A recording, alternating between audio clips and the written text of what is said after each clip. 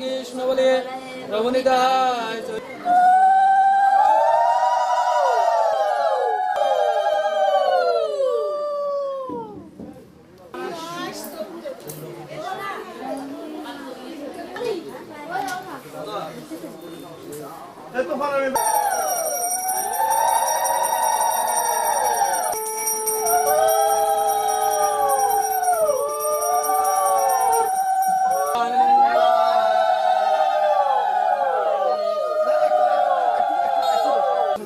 এখন সোজা করা যেত না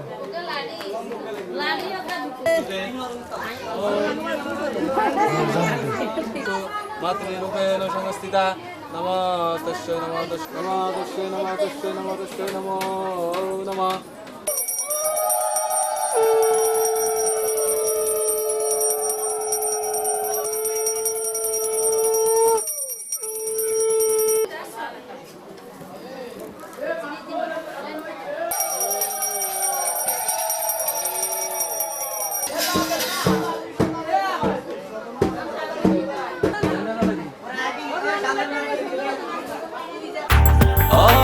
ব্রেকফাস্ট, টিফিন কিংবা স্ন্যাক টাইমে মজাদার আয়োজন মানে অল টাইম ব্রেড।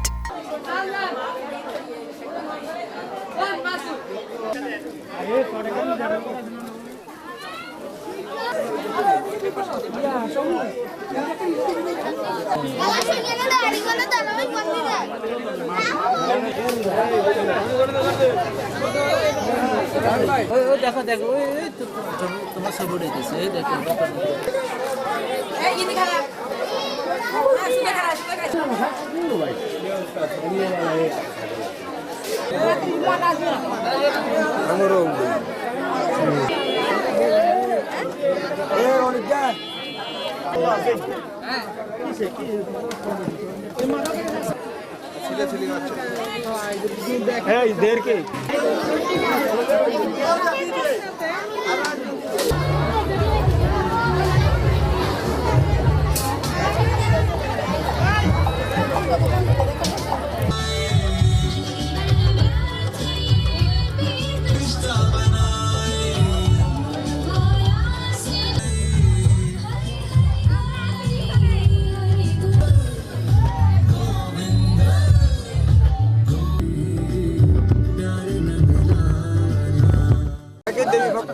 পুজো উদযাপন কমিটির পক্ষ থেকে শুভেচ্ছা অভিনন্দন।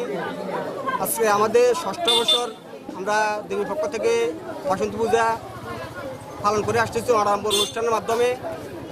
শ্রীরামচন্দ্র প্রথম এই বাসন্তী পূজা শুরু করেন।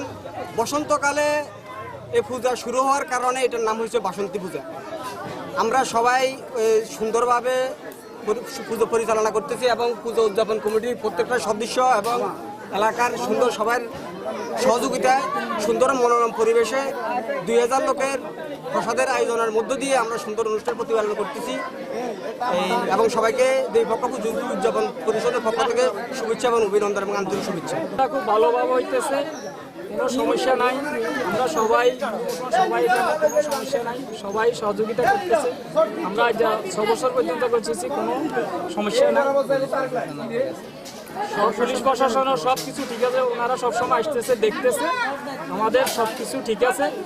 আমি সবাইকে আমার এই পক্ষের থেকে সবাইকে শুভেচ্ছা জানাই। এবং এই পুজো অর্চনার মাধ্যমে আমরা এবছরে আমাদের বাংলাদেশের সকলের সবাই যেন সুখে শান্তিতে বসবাস করতে পারে এবং আমাদের যে রাজনৈতিক সংকট চলতেছে আমরা মায়ের কাছে আরাধনা করি সবাই মিলে যেন আমরা এই সংকট উত্তরণ করে এই বাংলাদেশে সবাই শান্তিপূর্ণভাবে আমরা হিন্দু, মুসলমান, বৌদ্ধ, খ্রিস্টান সবাই সবার ধর্মীয় অনুষ্ঠান যেন সমান অধিকারের সাথে পালন করতে পারে এই আশাবাদ ব্যক্ত করে এটা আমার বাবার বাড়ির পূজা আর কি। এই পূজাটা যেন সুন্দরভাবে হয়, আমার ভাইয়েরা অনেক সুন্দর করে এই পূজাটা পরিচালনা করতেছে এবং দেশের যে অবস্থা এটা যেন সুন্দরভাবে পূজাটার মাধ্যমে যেন দেশে শান্তি ফিরে আসে এই কামনা করি। মায়ের কাছে মা যেন সবাইকে সুস্থ সুন্দরভাবে রাখে এই কামনা করি। আমরা পূজার মধ্যে অনেক আনন্দ করি।